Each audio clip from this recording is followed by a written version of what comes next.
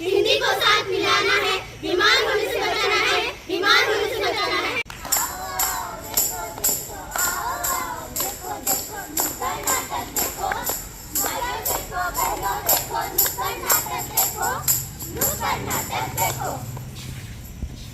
अरे वाह, आज तो यहाँ पर एक जबरदस्त नाटक होने वाला है, परंतु उसका शीर्षक क्या होगा?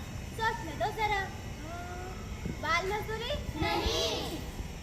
तो क्या पेट्रोल का दाम? नहीं नहीं। अच्छा, तो ये भी नहीं तो पक्का मतलब प्रदूषण ही होगा? नहीं नहीं भाई नहीं। आज तो हम एक बेहाल बीमार बेसुध हिंदी के विचार नाटक में प्रस्तुत करने जा रहे हैं। ओह, तो हिंदी बीमार है। तो हिंदी माध्यम को नीचे और अंग्रेजी माध्यम को ऊपर रखना? नहीं है, नहीं है, नहीं है। तो इसी भाषा को नीचे रखना नहीं, परंतु लोगों में ये संदेश पहुंचाना है कि हिंदी हमारी राजभाषा है, हमें इसका आदर करना चाहिए। तो चलिए साहिबान, मेहरबान, कदरदान, आप सभी के सामने प्रस्तुत है नुक्कड़ नाटक हिंदी बीमार है।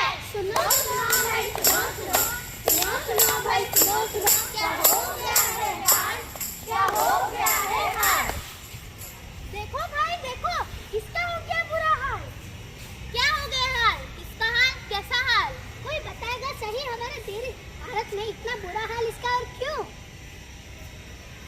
अरे हिंदी का, हिंदी हो गई बीमार, हिंदी हो गई बीमार, हिंदी बीमार है, ये सुनकर हैरान हूँ, क्या ये सच है? हाँ हाँ भाई हाँ। अरे हिंदी कैसे हो गई बीमार? हिंदी कैसे हो गई बीमार? हिंदी की ऐसे दुर्दशा क्यों भाई क्यों? आखिर हिंदी क्यों हो गई बीमार? मैं हो गई बीमार, मैं हो गई बीमार।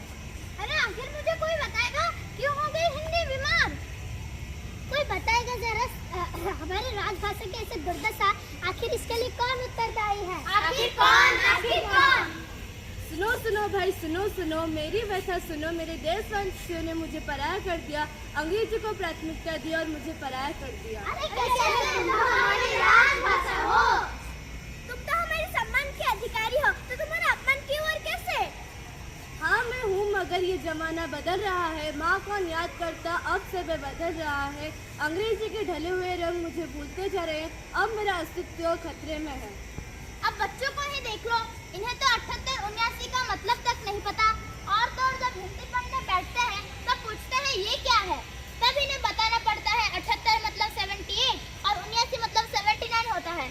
और तो इनके माता पिता इनको घरों में और बाहर अंग्रेजी बोलने के लिए दौड़ाते हैं, किंतु वो सिर्फ यही चाहते हैं कि उनका बच्चा सफल हो सके, पर वो ये नहीं जानते कि उनका बच्चा सिर्फ अंग्रेजी महारत हासिल करने से सफल नहीं हो सकता, बल्कि अगर वह हिंदी भाषा को मार्गदर्शन भी कर ले तो फिर भी वो सफल हो सकता है। अरे नमस्कार, राम राम, राधे श्याम की जगह हम हाय हेलो और व्हाट्सएप ग्रुप की जगह लेते जा रहे हैं।